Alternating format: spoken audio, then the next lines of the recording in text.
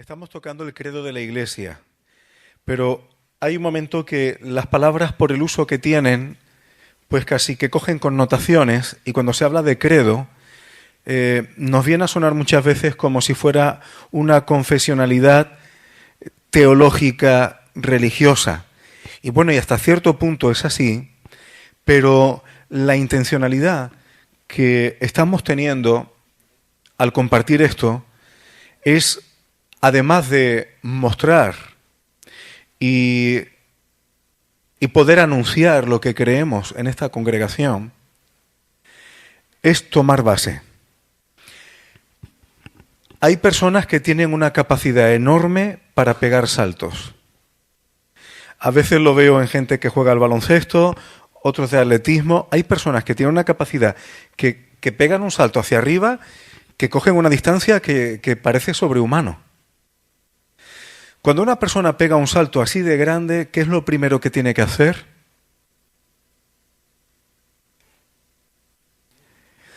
Bajar para tomar impulso fuerte desde la base. Para tú saltar muy alto, lo primero que tienes que hacer es bajar sobre la base, sobre el suelo, y sobre esa base coger impulso. Y estoy diciendo esto, hermanos, porque algunas o bastantes cosas de las que tenemos en el credo de la Iglesia son básicas, pero no debemos olvidarlas, no debemos darlas por tan sabidas que al final miramos para otro lado. Hay cosas que son tan evidentes que no le prestamos atención. Y a veces hay que volver a ellas porque es tomar impulso para saltar más alto. Y el credo de la congregación toma base fundamentalmente, digo fundamentalmente por no decir todo, tiene base bíblica. Cae de cajón, así debería ser. Pero es que muchas de las cosas que dice el credo de la Iglesia, en realidad es casi copiar, algunos son literalidades de versículos bíblicos. Porque creemos lo que la Biblia dice. Y dicho esto, como estoy haciendo comentarios de distintas cosas, puede parecer un poco como un collage, un puzzle suelto, como temas distintos, pero cuando tú lees el credo va cogiendo sentido junto. Yo voy a ir tomando algunas cosas y explicándolas de a poco. No exhaustivamente, pero seguimos adelante. Para que no olvidemos algunas cosas que son bíblicas, son básicas, pero es curioso como con tanta facilidad, conforme va pasando el tiempo, incluso los propios creyentes, los propios cristianos, vamos desviándonos de algunas cosas. Y cuando miras atrás, tú dices, bueno, ¿y cómo hemos llegado hasta aquí? ¿Por qué se está diciendo esto? Sí. Y te llega a sorprender. Jamás se me pasó a mí por la cabeza que tuviéramos que llegar a defender que la palabra de Dios es la Biblia completa. Es decir, los 66 libros que tenemos en las Escrituras. Ya llegaremos a ese punto. Pero es que hay cristianos hoy día que están diciendo que la Biblia para nosotros es solo Nuevo Testamento. Hay denominaciones y hay cristianos que están diciendo eso. Si recortamos de la palabra de Dios, entonces podemos decir lo que nos dé la gana. Y pongo esto como un ejemplo, pero como otras muchas cosas se pudieran decir. Por eso es muy importante, hermanos, que prestemos atención a las cosas que son básicas. En los tiempos en los que estamos, donde hay tanta información, tanta verdad mezclada con tanta mentira, debemos tener sed por lo básico, sed por la pureza de la palabra de Dios, para que cualquier cosa que no sea conforme a ella, rápidamente nos salte el automático. Para que seamos capaces de distinguir qué es alimento de lo que no. Y eso no siempre necesita mucha madurez, eso necesita vida.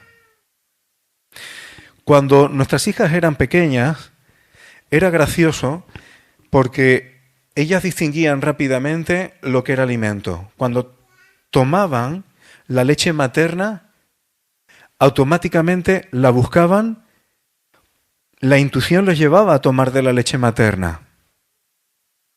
Pero había veces que yo recuerdo que Eva a lo mejor trataba de darle a alguna de las niñas, por distintos motivos, algún tipo de infusión, no recuerdo si manzanilla o alguna cosa, por algún motivo, y era gracioso ver la cara de un bebé tan pequeño poniendo ese gesto, dice, esto no es mi alimento.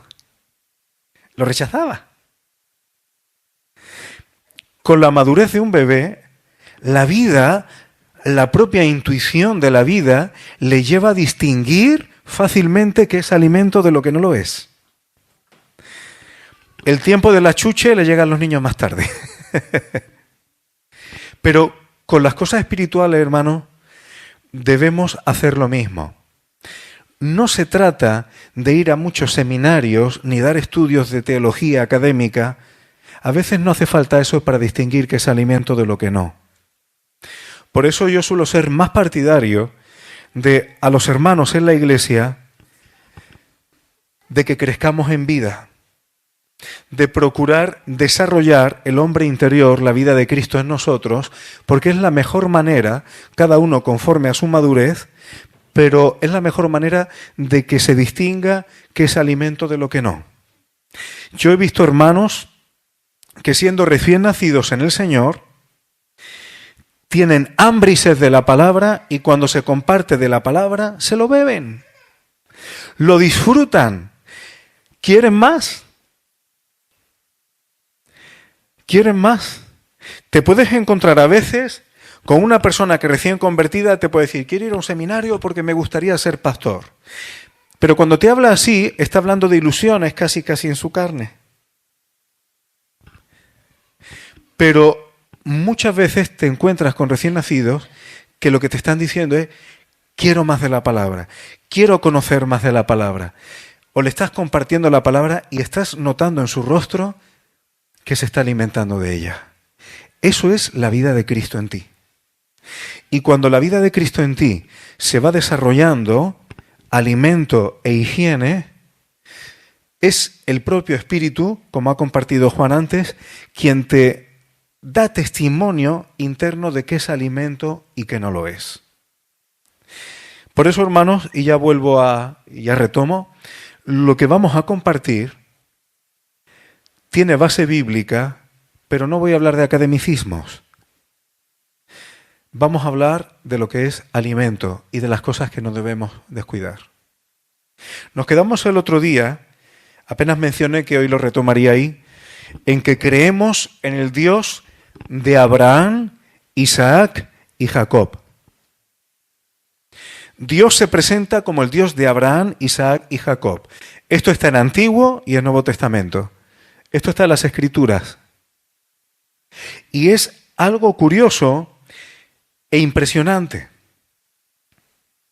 Porque aún hoy día hay manuales de discipulado que dicen que las promesas de Dios para Abraham son terrenales, pero que nosotros que ya somos la iglesia y Abraham no, nosotros somos iglesia, pero Abraham no es iglesia.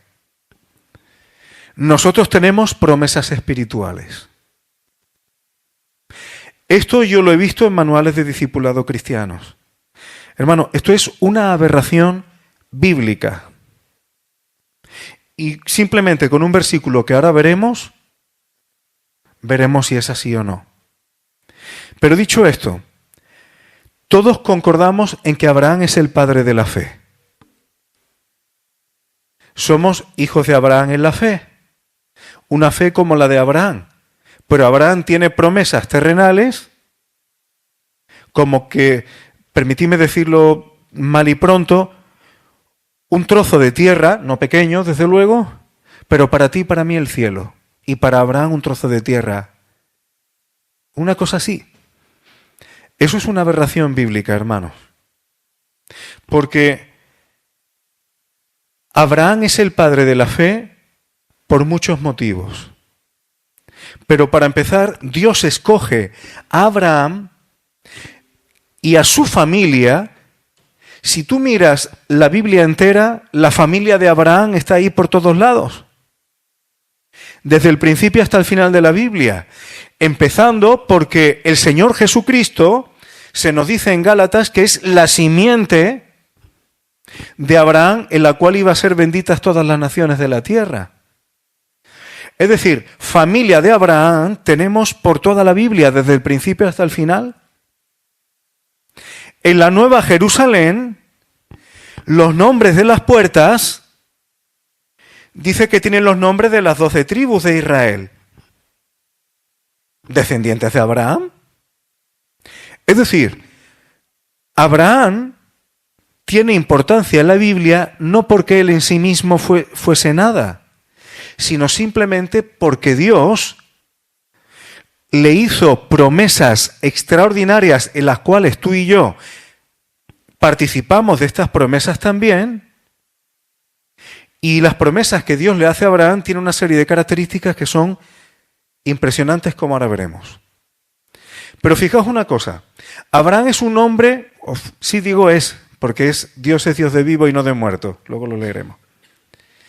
Un hombre que vivió 175 años.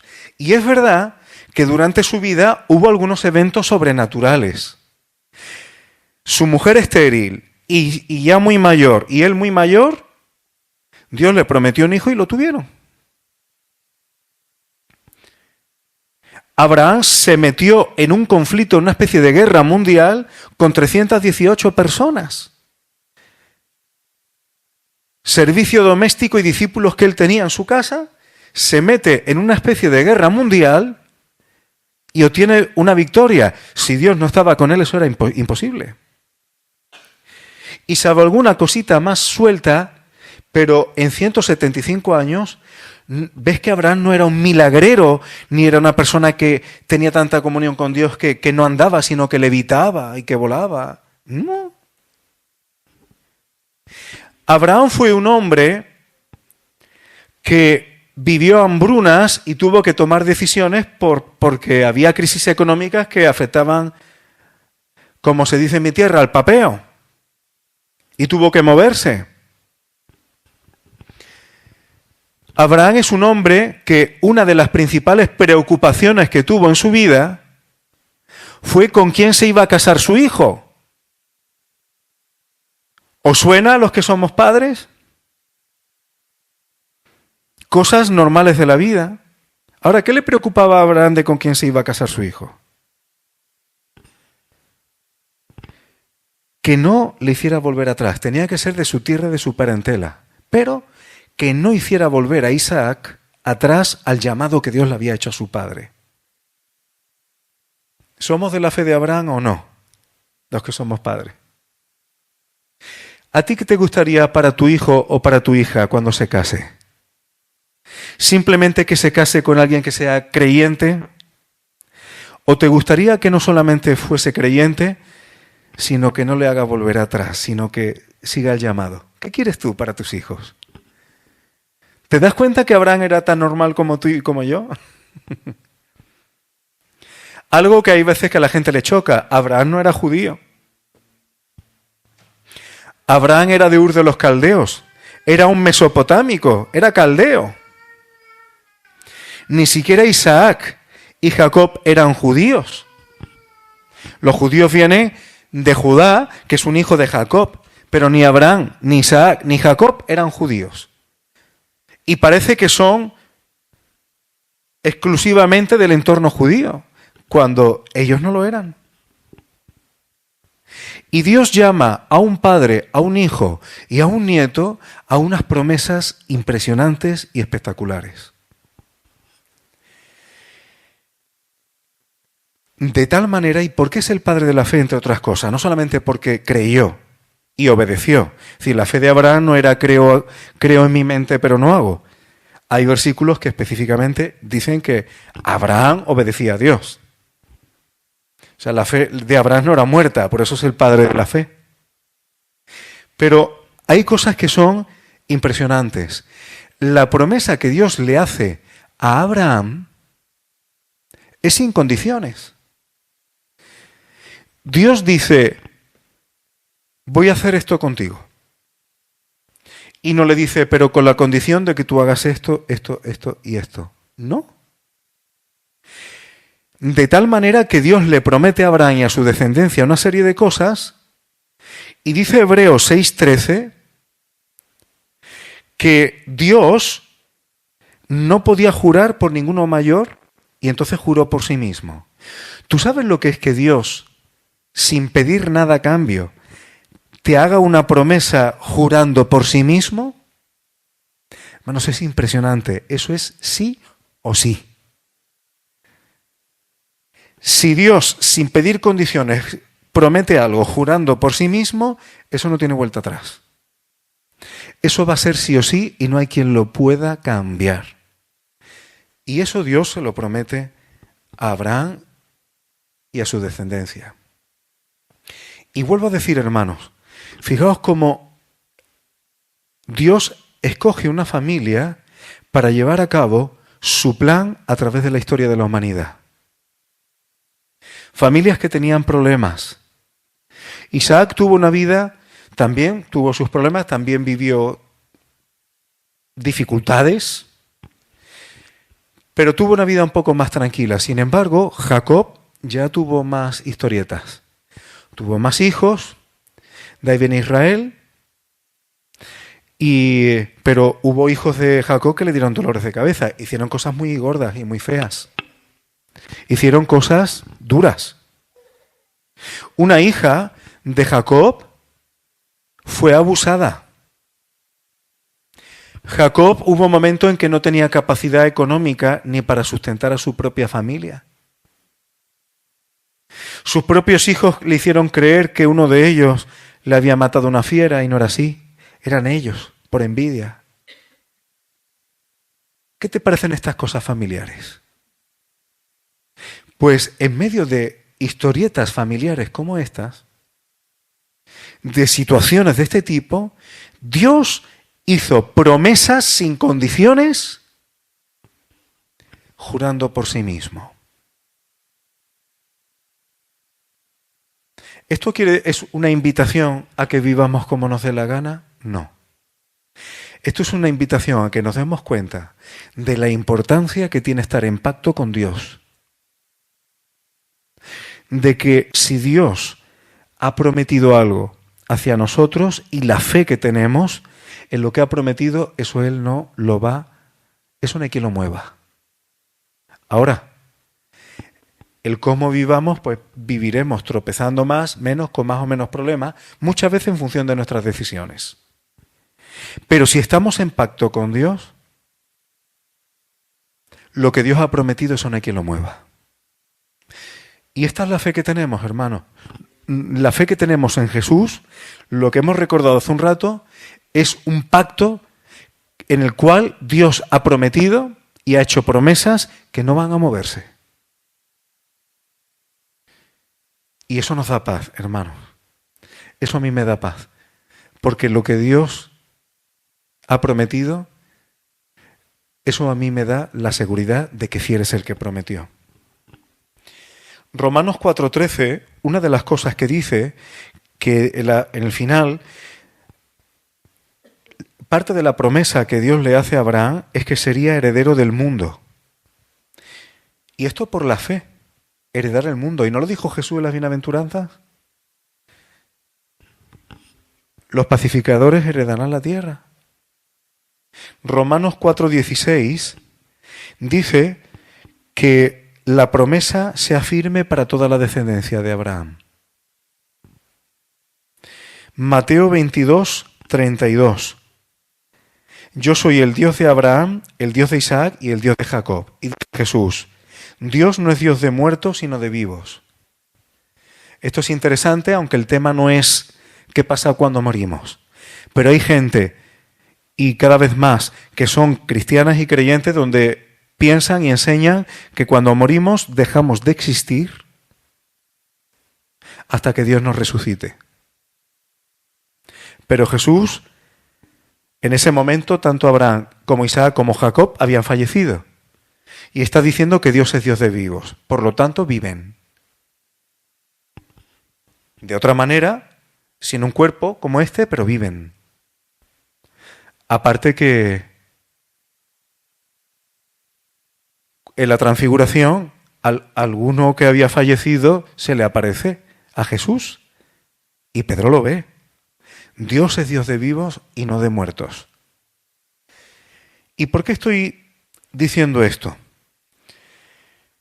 Porque Dios sigue siendo el Dios de Abraham, Isaac y Jacob y de toda su descendencia. Fijaos que cuando hemos estado viendo los profetas, ¿os suena una expresión que se repite mucho? Los hijos de Israel. ¿Habéis visto que esta expresión se repite mucho? Pero nosotros, cuando nos acostumbramos a eso, empezamos a pensar en Israel solamente como una nación, empezamos a pensar en judíos, empezamos a pensar en esta gente rara que hay allí, con unos tirabuzones, unas barbas, unos gorritos raros, van de negro. Y se nos viene toda esa parte cultural. Cuando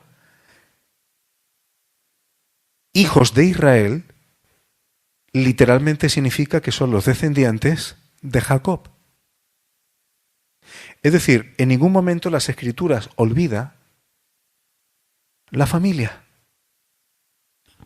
Pasen las generaciones que pasen. Nosotros somos olvidadizos.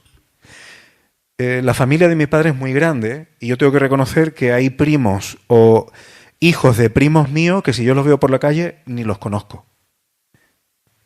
Yo tengo familia que si me cruzo con ella o lo puedo tener al lado en un autobús, yo no sería capaz de reconocerlos. Y conforme se siga extendiendo, pues peor todavía, yo no los reconoceré. Pero Dios no es así. Dios conoce perfectamente a la familia a través de la cual juró por sí mismo algo bastante universal. Y lo sigue llamando así.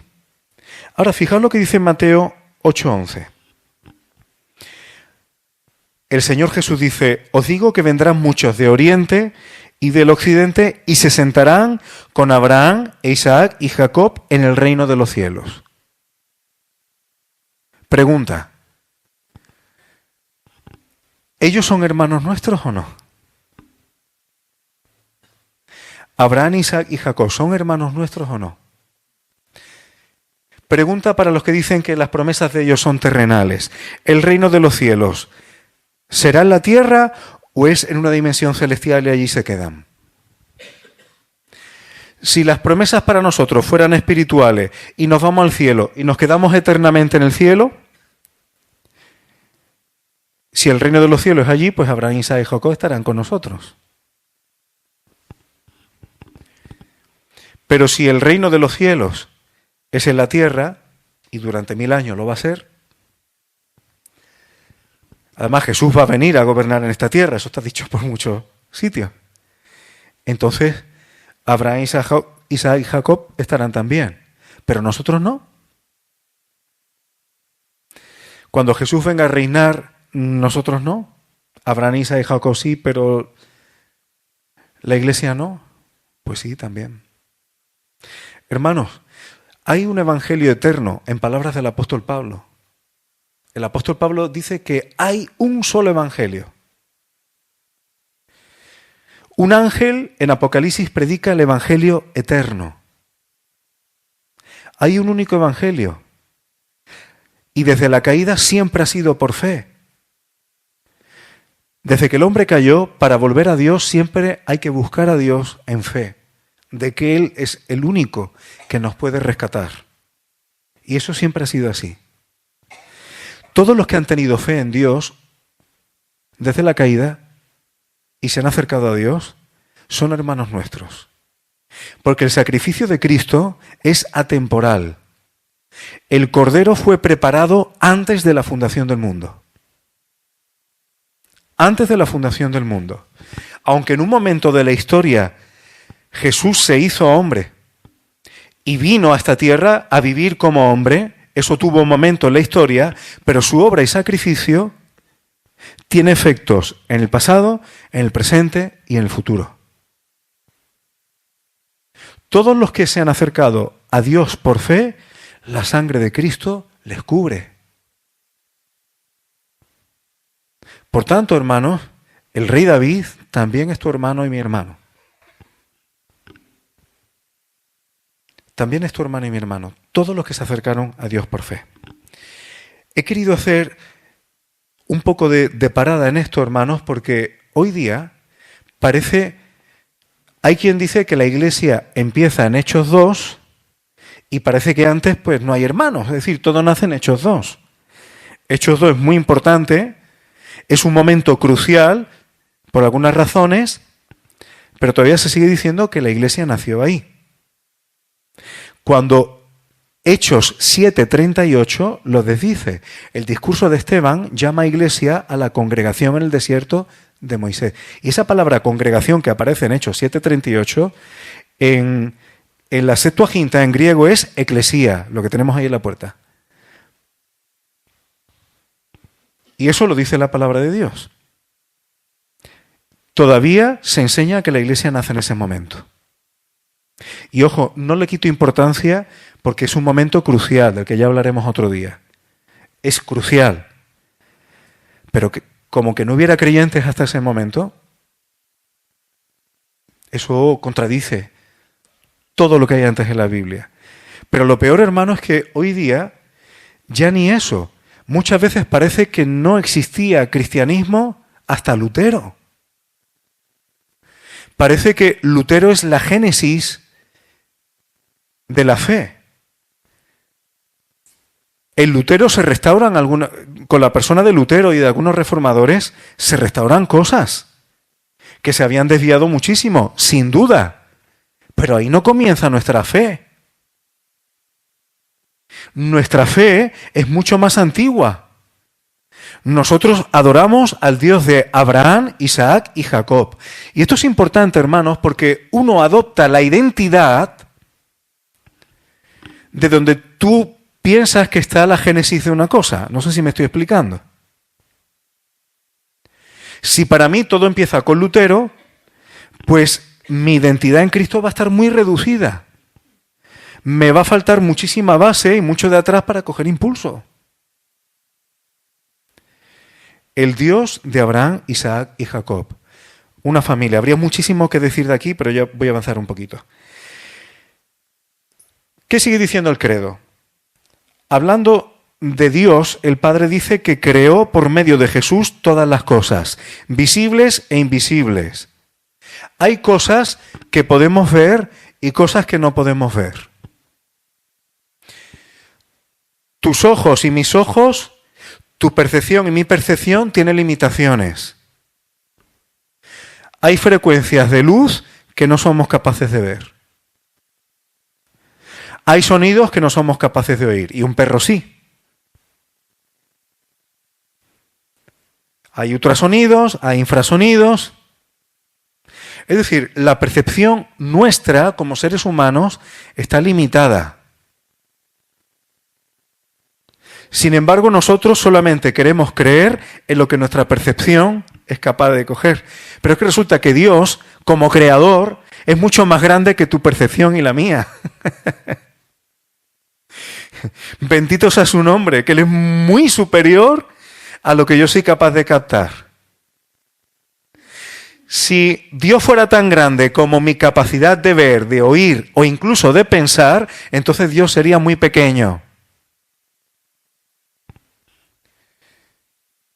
Pero Dios está por encima de todo eso.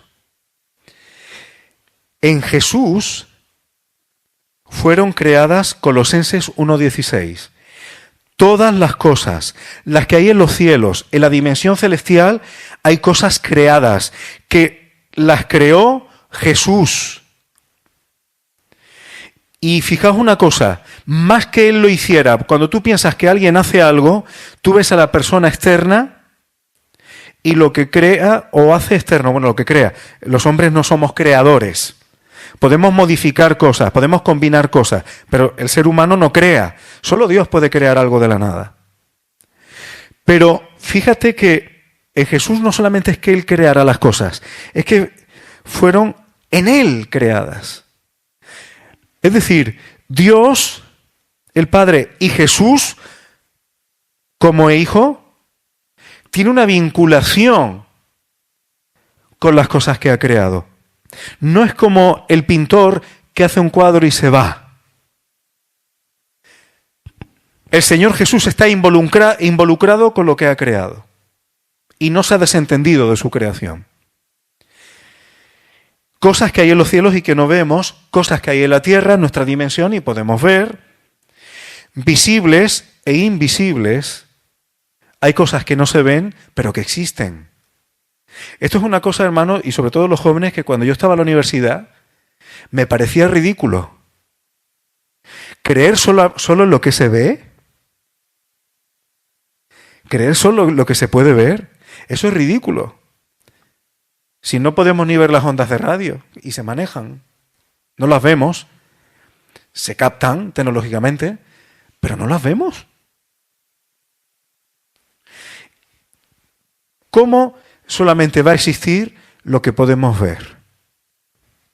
Eso es ridículo, hermano. Eso es tan egocéntrico que decir, solamente puede existir lo que se adecue a mi capacidad. Lo demás no existe. ¿Habrá algo más egocéntrico, antropocéntrico que eso? Así que si el ser humano como especie, imaginaos, tuviéramos la mitad de la capacidad de visión que tuviéramos, pues menos cosas existen. Si solamente pudiéramos ver en blanco y negro, pues no existen los colores porque no los vemos. Vemos la tontería, lo ridículo de creer solamente lo que podemos captar. Hay cosas que no se ven. Sean tronos, dice Colosenses 1:16, existen tronos, autoridades terrenales pero también celestiales que no vemos. Sean dominios, sean principados, sean potestades. Hay potestades que no vemos. En Daniel se habla de algunas de ellas. ¿Os acordáis? El príncipe de Persia, el príncipe de Grecia. Es decir, incluso seres que son superiores a nosotros, que tienen cuerpos celestiales que no vemos. Estoy intentando evitar la palabra ángeles, pero hay seres que no vemos que han sido creados. Hay autoridades que no vemos que han sido creados por el Señor Jesús también. Porque hay algunos que dicen que Jesús es un ángel, como uno de estos seres creados, como si fuera uno más, pero un poco más importante. Cuando la Escritura está diciendo que incluso esos seres fueron creados por Jesús. Todos. Todo fue creado por medio de Él, es decir, por medio de Jesús y para Él. Jesús es muy superior. En Él fueron hechas todas las cosas. Y ya veremos más cosas de Jesús. Dios, por su amor, sigue diciendo el credo, envió a su Hijo Jesús para que muriendo en una cruz a manos de pecadores, entre los que estábamos todos nosotros, y paro ahí. ¿Os suena Juan 3:16? Porque de tal manera amó Dios al mundo que ha dado a su Hijo unigénito. Tremendo. Por amor Dios envió a su Hijo Jesús. Y voy a subrayar la palabra unigénito. ¿Qué significa unigénito? Único. Pero único en el sentido, primero, que no hay otro, pero también unigénito, el único del género, permitidme utilizar esta expresión, el único de la genética, el único que tiene el género, la genética, por decirlo de alguna manera, esto es para expresarme, del Padre. O sea, no hay ninguno como Él. Y esto, aunque no es el tema, hermanos, pero quiero subrayarlo por un motivo. Para cuando toquemos, y sea el momento de tocar, que es la congregación de los primogénitos. O que se diga que Jesús, que era unigénito, ahora es el primogénito. Cuando hay primogénito es que hay más. Cuando hay unigénito es que no hay nadie más. Para que veamos lo impresionante que es lo que dice el Evangelio de Juan, el capítulo 1, que a todos los que le recibieron, hablando de Jesús, se les dio potestad de ser hechos hijos de Dios. Eso es impresionante, hermano. Eso es impresionante. Y bueno, ya es que me pongo trampas y caigo yo mismo. Pero resucitar con un cuerpo como el de Jesús, es decir, esto es impresionante, hermano. Ser como Jesús, a su imagen, ser un espíritu con Él, resucitar con un cuerpo como el suyo, estar vinculado a Jesús por toda la eternidad, eso es una comunión con el Padre que yo creo que no somos capaces de imaginarnos. O sea, las promesas son muy superiores a nuestro coeficiente intelectual. Así que de tal manera amó Dios al mundo, o sea que por amor dio a su Hijo, que es el único del género del Padre, que era el único del género del Padre. Primera de Juan, capítulo 4, versículo 9 y 10. En esto se mostró el amor de Dios para con nosotros. ¿Cómo? Que Dios envió a su Hijo unigénito, vuelvo a decir, al mundo, para que vivamos por Él. Impresionante. Para que vivamos por Él. ¿Y en qué consiste el amor? No en que nosotros hayamos amado a Dios, sino que Él nos amó a nosotros y envió a su Hijo en propiciación por nuestros pecados. Luego tocaremos un poquito de eso. Sigue diciendo el credo, y resucitando al tercer día. Es decir, Dios envió a su Hijo para que muriendo en una cruz a mano de pecadores, entre los que estábamos todos nosotros, quiero comentar algo de esto, y resucitando al tercer día. Se me había pasado lo de entre los que estábamos todos nosotros. Hermano, hay algo que quiero decir. Y esto como parte básica de la fe para que seamos cuidadosos. Los judíos mataron a Cristo. ¿Habéis escuchado eso alguna vez?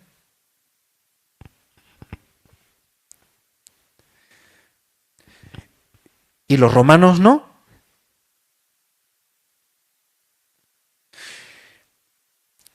Cristianos, en un momento dado de la historia vinculados a Roma, que aún hoy algunos de ellos se les sigue llamando padres de la Iglesia, escribieron que los judíos eran deicidas, como lo estoy diciendo, asesinos de Dios. Eso está escrito, no me lo estoy inventando. Es fácil buscar esas referencias.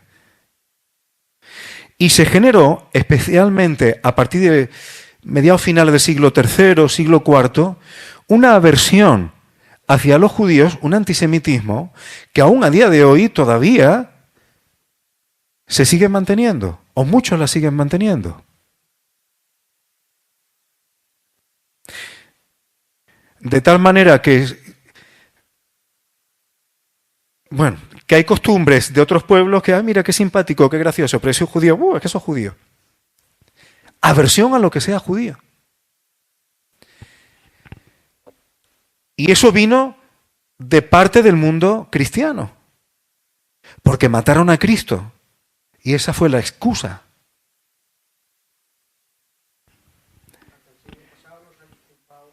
Por eso, efectivamente, se disculpó por eso. Y eso se transmitió por generaciones cuando el propio apóstol Pablo nos dice que no nos jactemos contra las ramas naturales. Pero ¿por qué estoy diciendo esto, hermano? En el credo escribí que Jesús murió en una cruz a mano de pecadores. Y pecadores somos todos. Judíos sí, romanos también, y tú y yo también. Y puse entre los que estábamos todos nosotros. Es cierto, hay un hermano que hace muchos años fue a Israel, fue invitado como pastor, él y otros pastores protestantes, y había una mujer que era la encargada de enseñarles todo aquello, y bien, los trataron bastante bien. Y este hermano le preguntó, si Jesús viniera hoy de nuevo aquí a Israel, ¿qué haríais? Y esta mujer le dijo, y era del gobierno de Israel, le dijo, sin duda lo volveríamos a crucificar. Esto es una anécdota real. Pero, cada vez, hermanos, este es el punto que yo quiero tocar. Para el ser humano, solamente hay dos posibilidades. O aceptamos la cruz de Cristo para ser salvos, o, si no aceptamos la cruz de Cristo, le estamos crucificando. No sé si me estoy explicando. Cada vez, cuando una persona rechaza el Evangelio, está utilizando el mismo principio que los que crucificaron a Jesús. ¿Por qué crucificaron a Jesús? Envidia, les quitaba el tinglaillo, ¿y si me lo hacen rey? ¿Me explico? O sea, había muchas cuestiones de la carne que llevaron a que se quisiera crucificar a Jesús. Pero esas cuestiones de la carne siguen existiendo hoy día. Cuando una persona no acepta a Jesús, es porque quiere tener las riendas de su vida y quiere ser el rey, no quiere que Jesús sea quien gobierne, sino él mismo. Hay personas que no quieren creer en Dios porque saben que entonces tienen que rendir cuentas. Cada vez que yo hago lo que me da la gana y prefiero no mirar a Jesús, o como si no existiera o no tiene nada que ver conmigo, me está interesando que Jesús esté crucificado y no gobernando. ¿Me explico? Jesús mejor amarradito, Jesús mejor preso, Jesús mejor crucificado, y así hago lo que quiera yo. Ese principio de la carne que tenemos todos los que somos pecadores, aunque algunos somos pecadores redimidos, pero entendedme, ese principio de la carne es el que funcionó para llevar a Jesús a la cruz.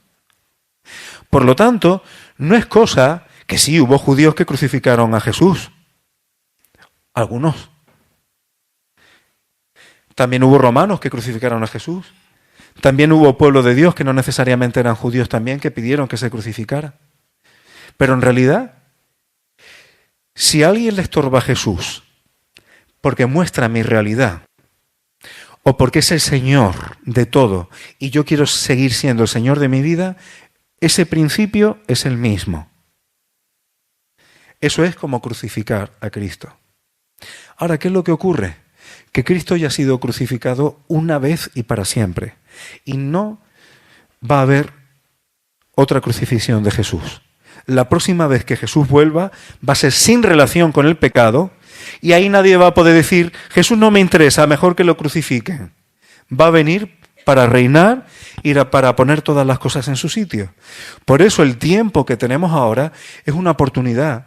Y hay veces que esto hay que decirlo también. Cuando prediquemos el Evangelio o hablemos con alguien, a veces hay que ser valiente para decir estas cosas, porque luego la gente tiene valor para decirte cualquier burrada a ti. Y se quedan tan panchos, ¿eh? Pero si tú le dices a una persona que sepas que si no te interesa Cristo, porque te conviene un Cristo crucificado que no se meta en tu vida, cuando venga aquí, no vas a poder crucificarlo. Se va a meter en la vida de todos. Él va a gobernar. Y te va a hacer a ti como culpable de la sangre de Cristo. Al ser humano, hermanos, y quiero hacer énfasis en esto, no hay posición neutral. O aceptamos la cruz de Cristo para nosotros y Él como Señor, o tendremos un tiempo donde creeremos que gobernamos nuestras vidas, pero eso será como hacernos culpables de la cruz de Cristo. El mundo crucificó a Cristo. Por eso el apóstol Pablo en Gálatas dice, con Cristo juntamente fue crucificado y ya no vivo yo, vive Cristo en mí. Y él dice, el mundo ha sido crucificado a mí y yo he sido crucificado al mundo. Esta expresión de Pablo me encanta. Es totalmente incompatible. Porque el mundo volvería a crucificar a Cristo y crucificará a todos los que sigan a Cristo. De ahí vienen las persecuciones.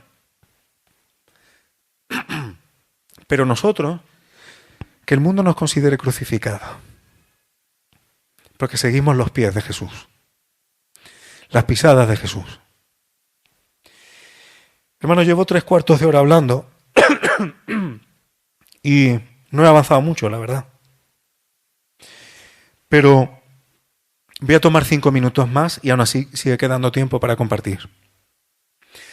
Jesús resucitó al tercer día.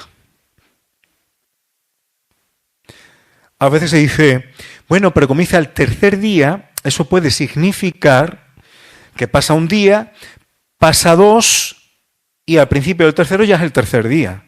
Es decir, que Jesús estuvo 2 días y no 3. Y bueno, yo he escuchado historietas de este tipo para dar y regalar. Claro, hay que justificar que si se muere un viernes y se resucita un domingo, ¿cuántos días han pasado?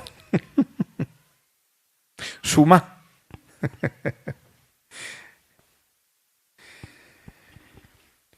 No, pero es que los romanos, es que hay una expresión judía que dice, que a veces se dice al tercer día y han pasado 2. Bueno, muy bien, habrá muchas posibilidades. ¿Le preguntamos a la Biblia? Mateo 12:40. Como estuvo Jonás en el vientre del gran pez, 3 días y 3 noches, 3 días y 3 noches, así estará el Hijo del Hombre en el corazón de la tierra 3 días y 3 noches. Esto dice la palabra y para mí es suficiente. Jesús estuvo 3 días y 3 noches en el corazón de la tierra que murió por nosotros. Pero, dice Lucas 9:22, Jesús lo sabía, es necesario que el Hijo del Hombre padezca muchas cosas y sea desechado por los ancianos y por los principales sacerdotes y por los escribas. No dice por los judíos, sino por estas autoridades religiosas. Y que sea muerto y resucite al tercer día. ¿Qué significa el tercer día? Pues lo hemos leído antes en Mateo.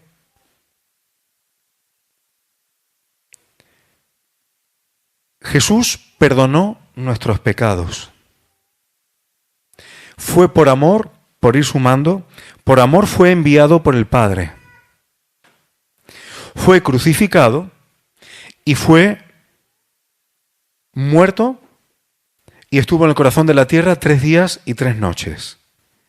Y por esa obra Él perdonó nuestros pecados. En Lucas 24, 46 al 47, dice, fue necesario que el Cristo padeciese, Él iba hablando y no lo habían reconocido, de los muertos al tercer día, y que se predicase en su nombre el arrepentimiento y el perdón de pecado en todas las naciones, comenzando desde Jerusalén.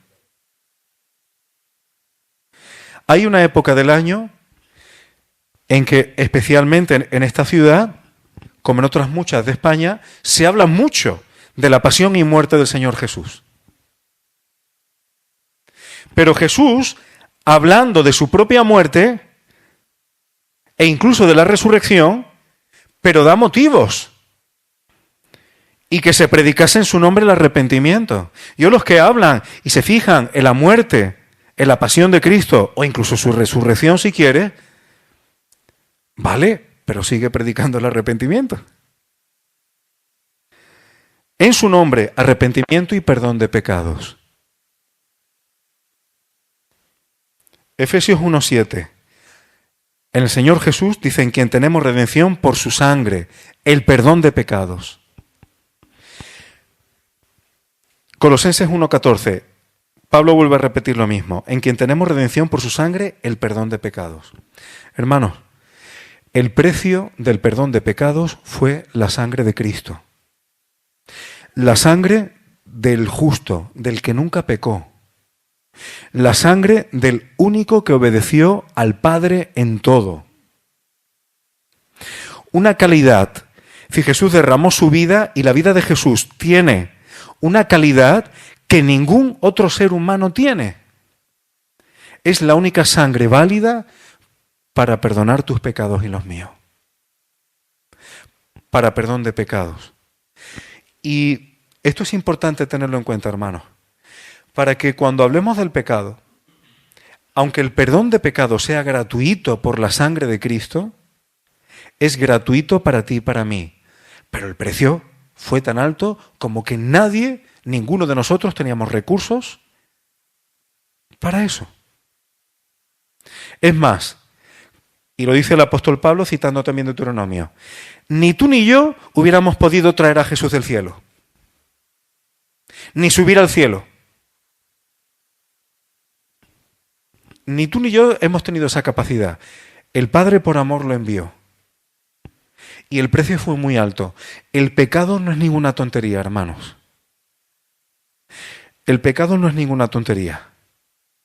Y no voy a entrar en detalles, pero debe ser lo suficientemente serio el asunto del pecado para Dios como para que Jesús mismo dijera, Padre, si es posible, pase de mí esta copa. Y no fue posible, no hubo otra alternativa que la cruz.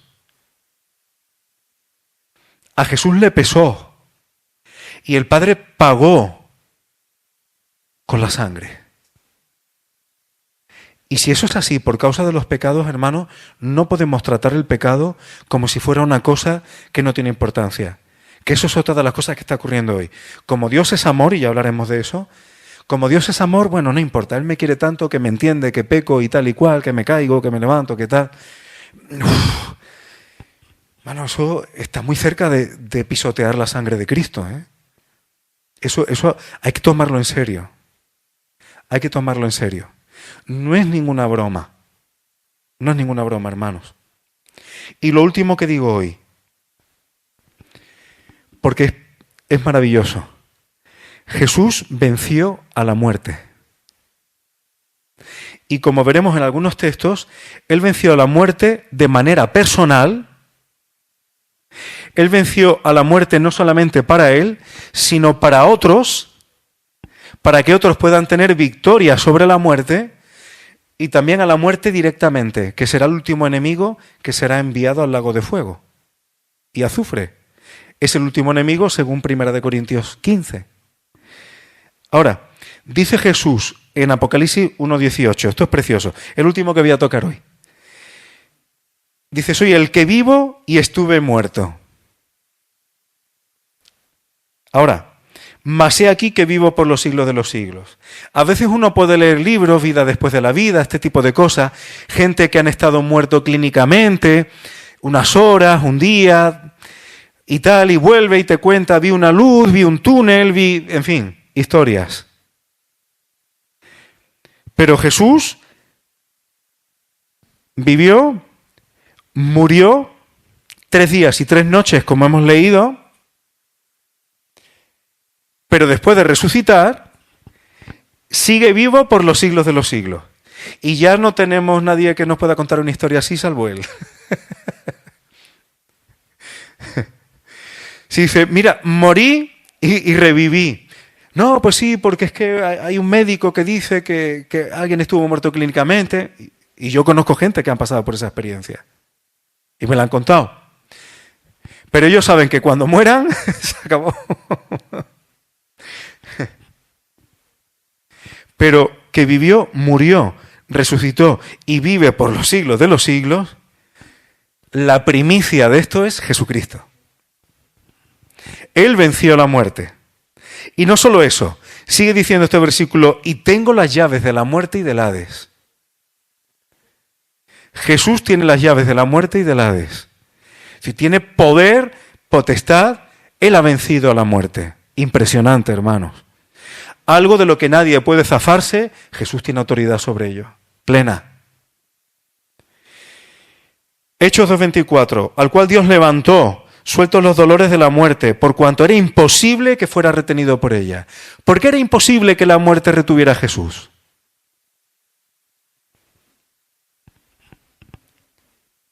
Porque Él no había pecado. Sobre Él se cargó el pecado de todos nosotros. Pero Él no había pecado. En justicia, en la justicia de Dios, era imposible que la muerte le retuviera. Por la misma justicia de Dios. Juan 10:17, el Señor Jesús dice, al final dice, pongo mi vida para volverla a tomar. ¿Mataron a Jesús? Sí, pero porque Él puso su vida. Si Él no hubiera querido, si Él no hubiera puesto su vida, nadie se lo hubiera quitado. Él pudiera haberle pedido al Padre una legión de ángeles. ¿Recordáis que le dijo eso a Pedro? Jesús puso su vida para volverla a tomar. Poder sobre la muerte, victoria sobre la muerte. Segunda de Timoteo 1:10, la segunda parte. Hablando de Jesucristo, quitó la muerte y sacó a luz la vida y la inmortalidad por el Evangelio. Victoria sobre la muerte. Juan 6:40, el final, hablando de el que ve al Hijo y cree en Él y tenga vida eterna, dice, yo le resucitaré en el día postrero. Es decir, como Jesús venció a la muerte, no solamente ha vencido a nivel personal, sino que tiene poder y tiene las llaves para resucitar en el día que toque a todos los que creemos en Él. Es decir, victoria sobre la muerte no solo para Él mismo, sino para ti y para mí si hemos creído en Él. Impresionante, hermanos. Esto es precioso. Y Apocalipsis 20:14, la muerte y el Hades fueron lanzados al lago de fuego. Esta es la muerte segunda. ¿Y por qué la muerte y el Hades eran lanzados al lago de fuego? Por la obra de Cristo, por la victoria de Cristo, que todos los enemigos por estrado de sus pies. Él todo lo pondrá. El próximo día, si Dios lo permite, porque dije 5 minutos y creo que me toma al final 8 o por ahí, hablaremos de otra victoria del Señor Jesús. Él también venció al enemigo. Él venció la muerte, venció al enemigo, también venció al pecado en la cruz. De alguna forma lo hemos tocado, tenemos perdón de pecados por su sangre. Y el próximo día, cuando el Señor lo permita, veremos que Jesús también venció al enemigo. Si estas cosas, hombre, estoy explicándole y metiéndome en algunos detalles, pero estas cosas están en el credo. Jesús venció a la muerte, venció al enemigo. Así que tener victoria en Jesús es algo mucho más grande de lo que parece.